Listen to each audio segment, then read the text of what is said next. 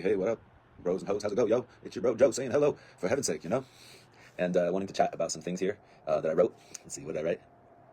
Come on, here we go. In my heart, I'd rather be gracious, and it feels out of honesty to, in some cases, not be suspicious, actually. Gracious or suspicious? What would we rather be? I don't want to be intellectually dishonest, that is for sure. That's some interesting, beautiful thing that is a rubber band effect in my life of the initiation within a strong culture, a super strong script of tradition that people spoke in certain ways, including me, that wasn't authentic, actually, and that I spent a ton of my life, time, and energy and youth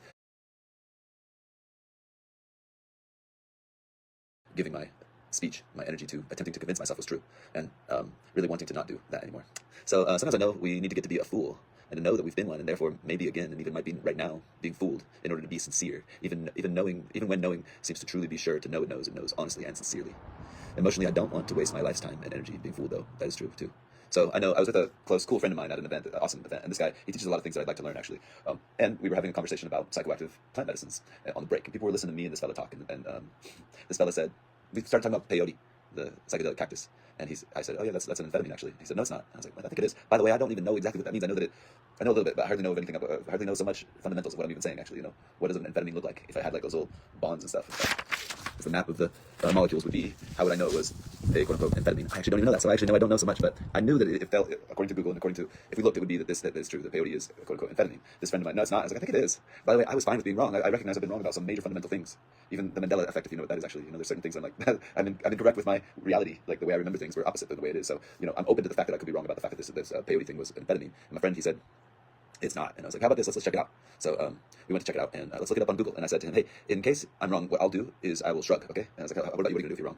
People were all listening to us. I was attempting to kind of take the pressure off. And hey, by the way, viewer, chime in below, say hello, have me know who you are. But yeah, I was trying to take the pressure off of him because everybody's listening to us. So I said, hey, if I'm wrong, what I'll do is I'll shrug. Once Google tells us whether it is amphetamine or not, if I'm wrong, I'll be like, wow, I can't believe I'm wrong. If you're wrong, what are you going to do? He says shrug. I was like, great. I knew he was going to be wrong, but I was open to the fact that I could be. So yeah, we opened the Google, and it did say that it wasn't amphetamine. So it's nice knowing that about such fundamental things that we're so sure about. We have been wrong at times. Knowing it is so, we are sincere, and remembering that, bringing that remembrance into our certainty even.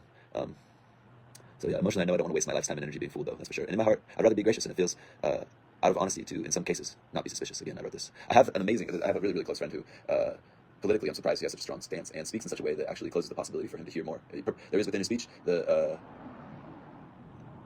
and the time that we have allotted to one another, a bit of a narrowing of capacity for opening to the possibility of understanding why people would disagree with him about his stance, that he thinks the spirit of what Kamala Harris has is what we would really want, and that we don't really want what the spirit of Donald Trump has. He's my friend who's super enlightened. He's very sure about that. Super amazing dude, and he's very sure about that. And I think he's awesome. And I'm not suspicious of my friend's love of who she is. I know that my friend is amazing, and I'm just reading right away. And I think I know that it seems obvious that my friend actually hasn't heard, or that he ignores many of the things that wouldn't be convenient to his stances. And I know we must all do this, our echo chambers in some big way. We got to check ourselves against the proclivity to exaggerate, to diminish, to hide, and pretend. And by admitting these things, actually, we do the trance and dance. We end the trance of the dance of them by admitting we do them, by looking at them, by stepping outside of them and not having them run us subconsciously. We're actually consciously communicating about them. So also, I know I don't necessarily want my friend to spend more time being informed about what I see is definitely like a system based on so many lies, and because in many other ways he's informed about like actively being engaged in life around him in such amazing ways. So graciously, I do not want to spend lots of time parsing apart politics with him, because I actually just want to be in love with him, like on the flow with people as we go throughout the social scenes of our life, on the streets and the parks and the stores and stuff. Like, it's a real gracious dance with my friend who has this surprisingly strong political stance that I mentioned. Graciously, I see that, particularly speaking, humans are mythical creatures. In our ways of messaging, we live in the messages we give and receive. Listen to me, read me, talk/write about us. Right now you're listening, you can read down there about us, see the word us now. We are is words, and thus we are in this way, in the words, in some ways, mythically speaking. This is the kind of creatures that human beings be. And I am suspicious of the need for mythical, hierarchical voting and news in general. But I'm not just suspicious of it. In fact, I'm also miracle-mindedly open to an aligned, mythic, awesome, enlightened heaven on earth version of this. And that I think perhaps to just drop it is retreating and not being responsible for something that is inherently here as an honest nature dynamic of what humans are. Possibly. On the other side, I am suspicious of the easy to say, I'm also suspicious of the easy to say cliches that go something like, we don't even need leaders at all. Or, we should just not vote. I think it requires a lot more nuance and caveats and questions. But what would that mean if, like, on its own, just to say we should just not vote, it leaves a big vacuum in some way. That's why I created what is called the Don't Vote Party, actually. And I entertain that this is a possibility, that we are totally fooled by the need for, and that there isn't one, that there is a way for us to totally transcend the need for hierarchy or something like this, actually, and or work with it in some way, playfully, perhaps with parody. And this is what the Don't Vote Party is. When the Don't Vote Party was birthed, it was between Donald and Hillary, and the stance of the Don't Vote Party was, hey, if you feel really inspired to have Hillary or Donald rule you or me from sea to shining sea, then I guess within this dream, this story, the way we know we believe the rules are, then who would I be to tell you you shouldn't? But also, maybe you feel like you don't want either of them to rule you and me from sea to shining sea, and if so, the Don't Vote Party is saying that is it's maybe exactly what you should get to do, and don't only not vote in that official thing, but vote to do something really cool, actually. Vote to get engaged, vote to invite the neighbors to your barbecue in your backyard, to go sing songs at old folks' homes, or fill holes in the streets that you have, clean out your basement, do something cool on the day that people are supposedly caring about the community by voting for who will rule you or me from sea to shining sea. Maybe what you should do instead is vote to do something, vote to have your own damn blessed party. And this is the Don't Vote Party. The ideal of it would be that in a mockumentary, it had a major effect actually, and that like the voter turnout became obviously like so low that we realized we were all in it with one another. Actually, I voted. People have pins. I voted to have my own party. I voted to help my neighbors. And when the voter turnout turned so low that if the supposed leaders say something like, "You must go to war," everybody's kind of like, "We didn't vote for this, y'all. Right? Let's just go garden. Let's go have a dance." And I know there's so much nuance still to what I'm saying. Needed answers to questions. They don't negate necessarily what I'm saying. They extend what I'm saying. Probably if you have questions or if you have nuance that needs to be added to that. So the next, compromise and idealism. All I said about politics are reasons. For reasons that I could explain, if you asked, I believe that if leaders are needed, then the spirit of RFK Jr.'s message for us at this time was right, and idealistically what would be awesomely best for us, actually. And really, I wanted his influence to be the American influence, as it seems to me he is a grandfatherly, strong, fit man who, when I listen to him, I would be like, "Can you tell me more about that? You're awesome, dude. You know so much, it seems. Oh, can you teach me falconry?" This guy would be someone who I would love to learn from, actually. I guess I can learn from anybody, for sure. Even Joe Biden, funny guy. Weekend at Bernie's to me. I would love to give Joe Biden a massage or something like that. And Donald Trump, I know I can learn a lot from him. And I believe that he is tricky. Also, though, his trickiness may be being leveraged in a good way. You'll hear what I have to say right now. Then I heard after thinking that RFK may be like the best thing, that he was going to join Trump's team. And immediately I recorded thinking, no, like I don't.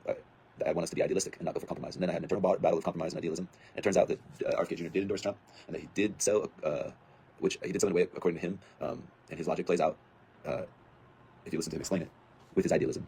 And if he didn't compromise, he would actually lose his idealism. He even actually in this publicly says that Trump promised him he could both privately and publicly disagree with him.